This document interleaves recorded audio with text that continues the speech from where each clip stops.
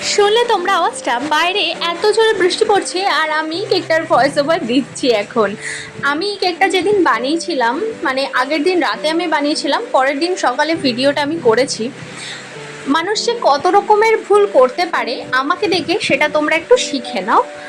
আমি যখন কেকটা আর কি বেকিংয়ে করতে বসিয়েছিলাম, তখন আমি একটা মোড সিলেক্ট করে টাইমারটা সবসময় আমার একটা থাকে যে এই কেকের জন্য এতটা টাইমার আমি সেট করে রেখে দিই, দিয়ে কেকটা বেক করতে বসিয়ে দিই।